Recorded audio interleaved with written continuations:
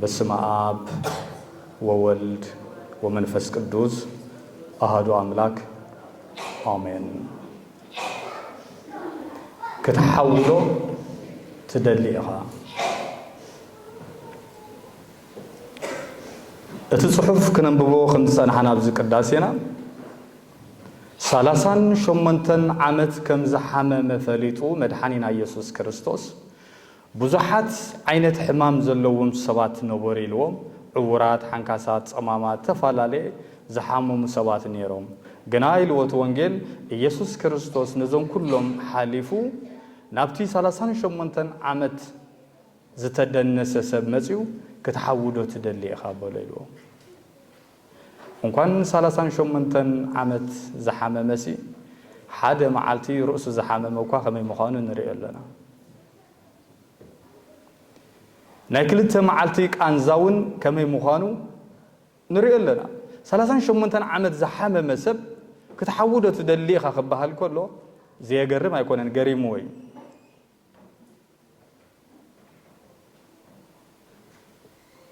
ክትሐውዶ ትደሊ ኢኻ ክትፍወስዶ ትደልይኹም ክንፍወስ ንደሊ እንተኾይና እዛ መዓልቲ እዚኣ መዓልቲ ፈውሲ እያ እግዚአብሔር ኢየሱስ ክርስቶስ ሓይሉ ዝተገለጸሉ ፈውሲ ዘርአየሉ ኣብ ኣይሁድ ከዓ ተኣምር ዝገበረሉ እዩ ኢየሱስ ክርስቶስ ናብቲ መልአክ እግዚአብሔር መጺኡ ምሰና ወጾ ተባሂሉ ዝእመነሉ ቦታ ቤተሳይዳ ተባሂሉ ዘሎ ናይ ቃላቱ ገዲፍና ቤተሳይዳ ኣብ ገለ ቤተ ሄሲዳ ይብለሎ ብዝኾነ ኮይኑ ግን ንዑ ዝኣክል ትንተና ግዜ ስለዘየለ ናብቲ ተባሂሉ ዘሎ ቃል ከተኮረ ናብዚ ቦታ እዚ መፀ እቲ ኣሰራርሓ ናይ ኣይሁድ እውን 5 ገበላ ነበረ ኢልዎ እዚ ኣይሁድ ዝተፈለጠ እዩ ኣብቶም 5 መጽሓፍቲ ሙሴ ዝነበሮም ፍቅርን ኣገዳስነትን ዓብይ ስለ ዝኾነ ምሳሌ ገይሮም ዝነበሩ እዩ ኦሪት ዘፍጥረት ኦሪት ዘጸአት ኦሪት ዘኍልቅ ኦሪት ዘሌዋውያን ኦሪት ዘዳግም ናይቶም 5 መጽሓፍቲ ሙሴ ኦሪት ዝበሃሉ 5 ዓንዲ ተተኺሎም ነይሮም ኢየሱስ ክርስቶስ ምስ መጸግን በቲ ኣፍ ደገ ኣባጊዕ ተኹላ በይን ዝመጽእ በኣፍ ደገ ኣባጊዕ ኣይመጽን እዩ ተናባጊዕ ንመስዋዕቲ ዝኾና ዝነበረ እቲ ሓቀኛ መስዋዕቲ ኢየሱስ ክርስቶስ ግን በአካል መጽኡ ስለ ዝነበረ በቲ ኣፍ ደገ ኣባጊዕ ኣነ ኣፍ ደገ እንታይ ኢሉ ኣባጊዕ ኣፍ ደገ ህይወት ወይ ድማ ተሓቀኛ ኣፍ ደገ ኣነ ኢሉ በዘይ ዘኣፍ ደገ ዝኣቱ ከዓ ናብ ኣቦ ክበጽሕ ኣይክእልኒ ተሓቀኛ ኣፍ ደገ ኢየሱስ ክርስቶስ በቲ ናይ ሞጓሲ ኣባጊዕ ኣቢሉ ናብ ቤተ ሳይዳ ናብቲ ናይ ጸሎት ስፍራ ኣተወ 38 ዓመት ተደኒሱ ዝነበረ ሰብ ከዓ ረኸበ ኢልዎም ክትሐውዶ ትደሊ ኢኻ 38 ዓመት ዝሓመመ ሰብ ግን እንታይ ኢልዎ ኣነ ከመይ ገይረ ኢልዎ ሰብ የብለይ እቲ ማይ ምስተና ወፀ እቶም ቤተሰብ ዘለዎም ጎዮም ከይዶም ናብቲ ማይ ይእትዎም እቲ ቀዲሙ ዝኣተወ ዝፍወስ ስለዚ 38 ዓመት ሓሚሙ ዝነበረ ፍቅሪ እግዚአብሔርን ፍቅሪ ብጻይን ተፈልይዎ ዝነበረ ሰብ ነይሩ ካብ ስድራ ቤቱ ዝተፈለየ ዘመድ ወገን ዘይብሉ ፈታዊ ዘይብሉ ዝተነጸለ ሰብ ነይሩ ወገን ሓቂ ዝኾነ ኢየሱስ ክርስቶስ መጽኡ ወገን ኩሎም ውጽዓት ዝኾነ ኢየሱስ ክርስቶስ መጽኡ ወገነቶም ሰብ ይብልናን ዝብሉ ልዕልማንም ሰብ ዝኾነ ጎይታ ዝኾነ ኣምላኽናን መድኃኒናን ኢየሱስ ክርስቶስ ስጋና ደቢሱ መጽዎ ንመን ኣለዎ ኣዋ ከምኡ ትነገሩ እዝጊ ማለት ጎይታ ማለት እዩ ነቲ መን ኣለዎ ዝበሃል ሲ ጎይታ ኣለዎ ማለት እዩ እዝጊ ኣለዎ ግእዝ ኮይኑ እምበር ነቲ መን ኣለዎ ዝበሃል ጎይታ ኣለዎ ፈጣሪ ኣለዎ ዝተሰቐለልና ኮዳ በጃ ዝኾነልና ኣለዎ ስለዚ ኣነ ሰብ የብለይን ዋላ ሓንቲ ክገብር ኣይክእልኒ ኢልዎ ዓራትካ ተንስእ እሞ ዓራትካ ልዕልካ ኺድ ኢልዎ ሓዱሽ ምፍታሕ ሓዱሽ ኣውቶሪቲ ሓዱሽ ሓይሊ ማንም ሰብ ክገብሮ ዘይክእል ናይ ኢየሱስ ክርስቶስ ኣምላኽነቱ ዝተገለጸሉ ዕቤቱ ኣብ ኣይሁድ እንዳተጋሃደ ዝኸደሉ 38 ዓመት ዝሓመመ ሰብ ተንስእ እሞ ዓራትካ ኣልዕልካ ኪድ ኢልዎ 38 ቁጽሪ 4 ክመልእ 4 መላእት እዩ ክልተ እዮም ጎዲለን ነይረን ስለዚ እዚ ሰብኣይ እዚ حدا محرت እግዚአብሔር ስለዝደንጎዮ ፍቅር አምላኽ ደንጉይ ወጸኒህ እዩ እቲ ኻልኣይ ካ እንታይ ኢሉ ባዕሉ ሰብ የብለይን ፍቅር ብጻይ እውን ኣይነበሮን ተን 10 ትእዛዛት ጎይታና ኢየሱስ ክርስቶስ ክምህር ከሎ ደጊም ኣብ ክልተን ወሪደን ዘለዋ ተሓንቲ ፍቅር እግዚአብሔር ሓደ ፍቅር ብጻይ ኣለዋ ፍቅር እግዚአብሔር ባዕሉ ጎይታና ኢየሱስ ክርስቶስ አምላኽ በጽሕዎ ግዚ ምስ ኣኸለ ብዙሕ ሰብ ዝሓመመ ዝተናወፀ ዝተጨነቀ ኩሉ ናተይ ግዜ መዓስ ዝብል ኩሉ ይኽእል እዩ ንእግዚአብሔር ግዜ ኣለዎ ግዜ ገቢር ለእግዚአብሔር ዲሉ እግዚአብሔር ዝሰርሓሉ ዝዓየሉ ግዜ እዋናትን ኣሎ በጽሕዎ ሰብ ኣይነበረንን ኢሉ ጎይታና ሰብ ኮይኑ ስለዚ እቲ ፍቅር እግዚአብሔርን ፍቅር ብጻይን ጎዲልን ዝብል ዝነበረ ኢየሱስ ክርስቶስ ምልአቱ ኮይኑ ተረኺቡ 38 ዓመት ዝጸረቶ ዓራት ተሰኪምዋ ኸይዱ ምናልባት እዚ ሰብ እዚ ቤተሳይዳ ንቤተልሔም የቅሬታ ነቲ መቅደስ ሰሎሞን ቀረባ ስለ ዝነበረ ናኡ ገጹ ንኣምላኽ ከመስግን ከይዱ ክኸውን ይኽእል እዩ ኣብቲ መቅደስ ግን መን የምረኺቦሞ ብጀካ ነቐፌታ እምበር ጽቡቕ ነገራት ዘይፈልጡ መራሕቲ ሃይማኖት ኣይሁድ ፈሪሳውያን ሰዱቃውያን ረኺቦሞ ብዕለተ ሰንበት ዓራትካ ክትጸውር ኣይተፈቀደልካን ኢሎሞ ተፈልል ይሪእኹሞ ኢየሱስ ክርስቶስ ብዕለተ ሰንበት ናይ ኣይሁድ ሕግን ስርዓቶም ኣይፈልጥን ነይሩ ማለት እዩ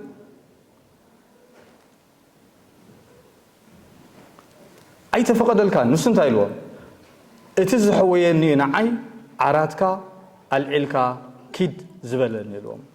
መን ምዃነቱ ከምኡ ዝበሎ ግን እቲ ዝፈወሶን ኣይፈለጦን ነይሮም ድሓር ከም ዘንበብናዮ እቲ ዝሕወዮ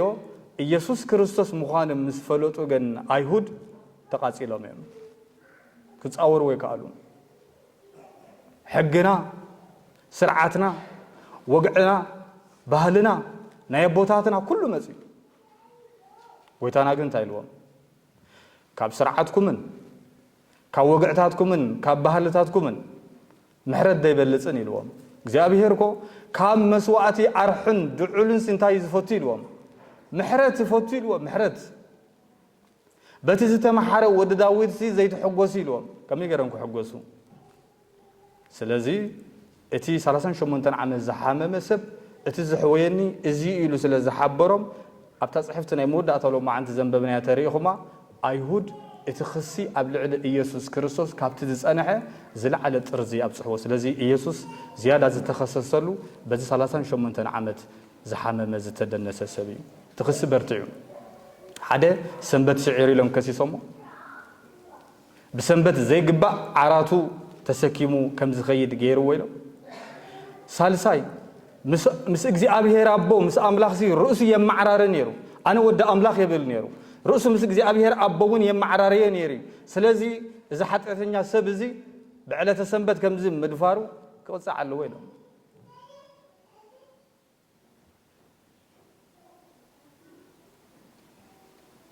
ኣብ ቤተ ኣምላኽ መጺና ካብ ኣብዚ ዝግበር ነገራት ምሕረት ኣምላኽ ምርኣይ ደይበለጽን ካብ ገጽ ሰባት ምርኣይ ገጽ ኣምላኽ ምርኣይ ሓይሽ ገጽ ሰብ ትሕሉ ተኾንካ ነቲ ሰብ ትርእዮ ተኾንካ ኣኺልካ እዩ ገጽ እግዚአብሔር ምሕረት እግዚአብሔር ፍቕሪ ናይ እግዚአብሔር ሰላም ናይ እግዚአብሔር ካብቲ 38 ዓመት ዝሓመመ ሰውን ኣይንመሃረን ማለት ኣይኮንናን ንመሃሪና ትዕግስቲ እኳ ንመሃር 38 ዓመት ክንድኡ ዝኣመሰለ ሕማም ተሰኪንካ ምኻድ ቀሊል ነገር ድዩ ትዕግስቲ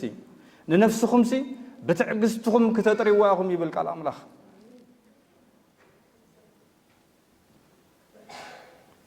بتعجزتكم لنفسكم كتطريواهم قلتنا يسوع كريستوس أبت بيت مقدس مسرخبو سماعيلو حجي تفوسك تناقف كاللها كابز زخف انت كي رخبك كابز زخف خير رخبك جن حتى تكبر له بسجا محمام أبكر ما أملاخ قليل نجري بسجا خد جدا أبكر ما أملاخ أبتحصير الزمن هيوتنا زقللي كابسجاوي إخاتفتح خز اللخامبري منفساوي ما أسرتي خير رخبك من قصة أملاخ بعابي وكي تخسره تتنقق إلو ألبي موغيلو إذا سب أيلب من انتاكم زخونه إذا مسبلو كيدلو نتوم أيهود مرحتي اتزحويني إذا سبزيلون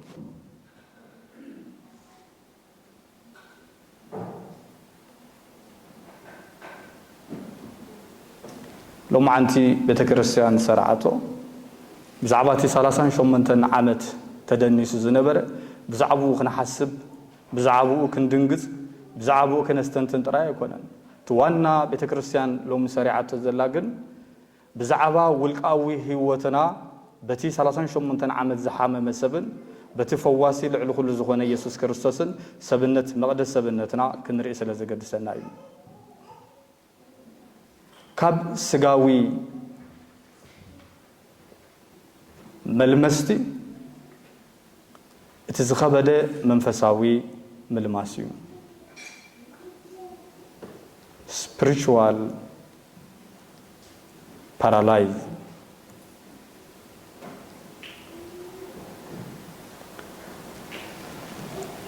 اتي منفساوي مزحل منفساوي ودقت ويكا اتي منفساوي لمس مخان اتزخبداي ابيت املاخ كونكا ابيت محرت زلو بيت املاخ مالت بيت محرت مالتي بيت فقر مالتي ابيت املاخ كوينا نسبات كنمحرن نبعلنا كنمحرن زين انت خوينا اتي 38 عامت زلمسسب منالبات probably كقدمنا يخالي تزخف ابقد ما املاخ ناي سغا حمام ايكونن بزو معلت زنستنتنون بزعبا ناي سغا حمام ايكون ناي سغا حمام እግዚአብሔር አብ ግዚኡን አብ ሰዓቱን ዝፈውሶ ነገር መንፈሳዊ ሕማም ግን አብ ደቀ ሰባት ዝኸፈይ ስለዚህ አብ ቤት አምላኽ በቀጻሊ ሰንበት ምስ አምላኽ እንዳተራኸብና አብ ህይወትና ምሕርና ዘይንፈልጥ ኮይና ንሰባት ምሕረት ካብ ሰባት ተቀቢልና ዘይንፈልጥ ንሰባት ምሕርና ዘይንፈልጥ እንተ ኮይና ክንዴ ዓመት ኣብቲ ናይ 38 ዓመት ተደኒሱ ዝበልናዮ ኣብ መንፈሳዊ ዓለም ክንዴ ዓመት ከም ዝተደነስና እግዚአብሔርን በዓልናን ጥራይና ንፈጾ ማለት እዩ ምሕረት ዘይብሉ አገልግሎት ልሙስ መንፈሳዊ ዘለመሰ ዘይንቃሳቀስ ኣብ ግዜ ጾምን ጸሎትን ከለና ኣብ ህይወትና ኣብ ማዕልታውታ ህይወትና ንእሽተይ እኳ ትኹን ኣብ ግዜ ጾምን ጸሎትን ኣእምሮና ተዘይተቀይሩ ተሐሳስባና ተዘይቀይሩ ህይወትና ኣብቲ መንፈሳዊ ዓለም እንተ ዘይተቀይሩ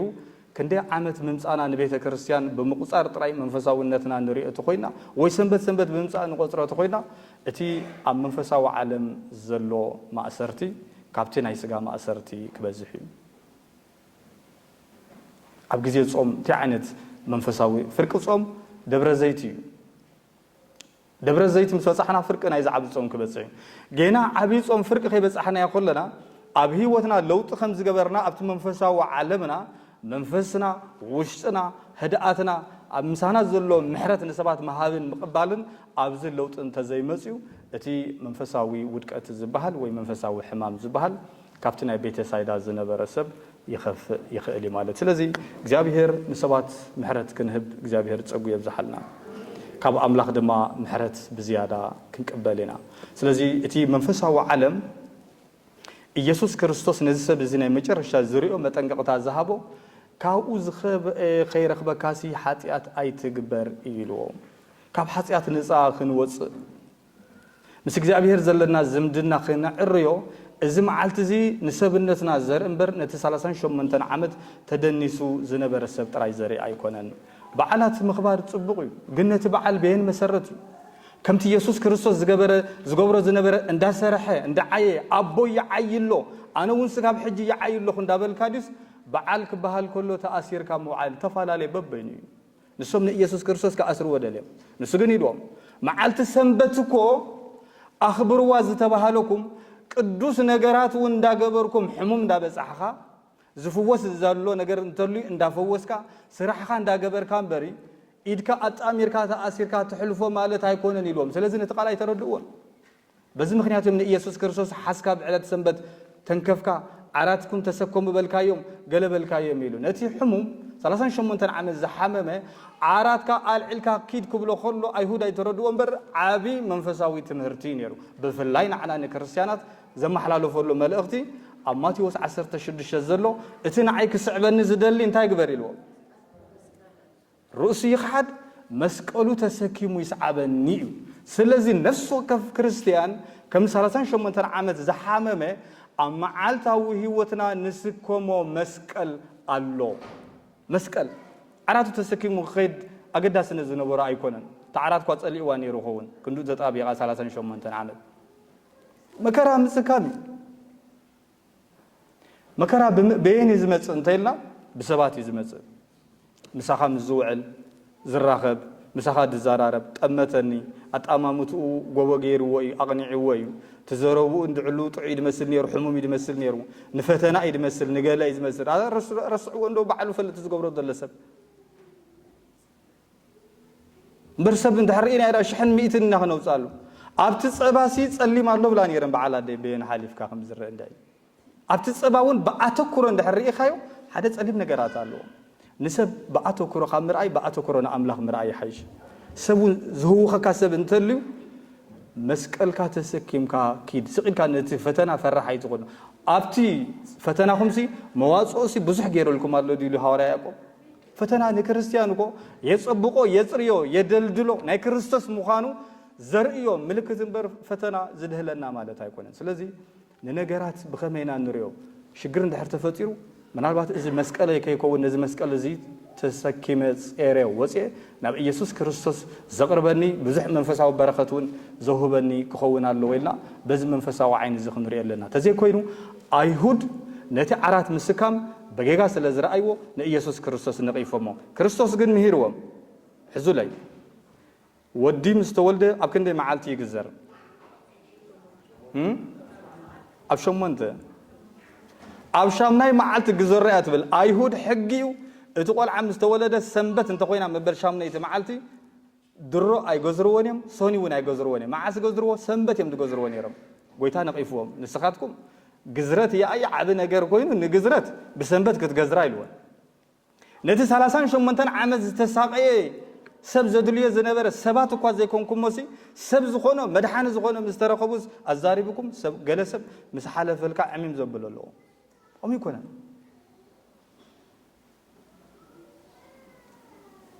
بعلة سنبت زجبرالو زيجبر حتيات نوري مدحانينا جن بعلة سنبت كيرو أب حزبنا إذا تمهرتزي سلا زجودلو يقدم ببعال حسر تسكيم كاتباهيلهم زتجزتو زتوجزو بزحتهم أديم تقصرهم قدم أبوتاتنا سألنا تمهرت مع الرأي نحرا سلام سعر تسكيم وسلا زمت الله يكون نيرو تجبن نسخاتكم وني الوامي انسساتاتكم ما يدساتيل انت خوين انت تصمين بعد تسنبت كيدم يفتحون كابت تزرعوا ما يستوون يرب كابتن انسساتاتكم تود ادم ود داوود دبلصن يلوم بعل سنبت دفيركا يلوم بطعم تترديكم تمچارشا زوصو قال ኢየሱስ ጎይታ ምን ይልዎ ጎይታ ሰንበት ይልዎ አስተውሉሉ ተቃል ሰንበትን ኢየሱስ ክርስቶስ ዝቅይደ ይኮነን በዓሉ ዝፈጠራ ማዓልቲ ኢየሱስ ክርስቶስ ከይፈውስ ከይዓይ ከይሰርሕ እታ በዓሉ ዝፈጠራ ሰንበት አይተቀይዶን ኢየሱስ ክርስቶስ ጎይታ ሰንበት ይልዎ ጎይታ ሰንበት بعلة ሰንበት ጽቡቅ ይግበር በቅዱስ በዓላትና ጽቡቅ ነገር ይግበር እንበር ካብ ስራሕ አራጢት ካብ ሞዓል ደቂስ ካብ ሞዓል ካብ መጀመርቱ ኣብ ቅዱሳት ጽሑፋት አይነበረን نتبع الجن نفرصه منبل بعلنا دا ذكرنا سنبتنا دا بعلنا قدوس نجارات قدوس رح مقبار يكال اب سدت اب غلغليو وش مشنون بعلات كوينو تطو تبليا اتسبعين سبيتن كاسرح وعلم يمزمصو اتم سبات نتا هيمانوتنا اين واردو اين غدلو حسين بعل كخبر سبعين سبيتن سريحم كمصو ماندي فرايداي بقى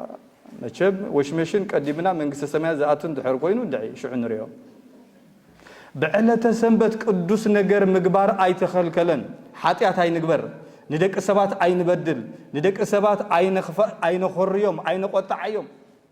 دمم اي نفلحيوم اذا نجرات زي قديفنا قدوس نجراتن قدوس راح مغبار بعلة سنبت اب بيت املاح اب قدوسات بعلاتنا اب مصحف قدوس اب قدوسات صحفاتنا اب ارثوذكساويت بيت كريستيانا بزلمار زاتو انت زي كوينو اب كمزي نؤس نجر بيت كريستيان وديقا ايتفلطن سلازي تكاي تولد ግን ጊዜ እንዳማሃሮ መገድ እንዳራአዩ ይخيل ስለዘሎ ቤተ ክርስቲያንና ተካእ ትውልዲ ዝእሰረሉ ጊዜ አይኮነን ዘሎ ሃይማኖቱ ክፈልጥ ግን ንደልዮ ወንጌል አርግጹ ክፈልጥ ንደልዮ ንሕና ወነቱ ወንጌል ከነስተማቆሮ የድልየና ኣሎ ስለዚ እግዚአብሔር ካብ ኩሉ ማእሰርቲ ኃጢአት ይፍታሐና ጽቡቅን ናይ ደስታን ሐሴትን ዘለዎ ቅዱስ በዓልና ናይ ትንሳኤ ከነብዕል ድማ አው የብጽሐና ስለዚ ነበረና ግዜ ንአምላኽ ስብሐት ይኹኖ አሜን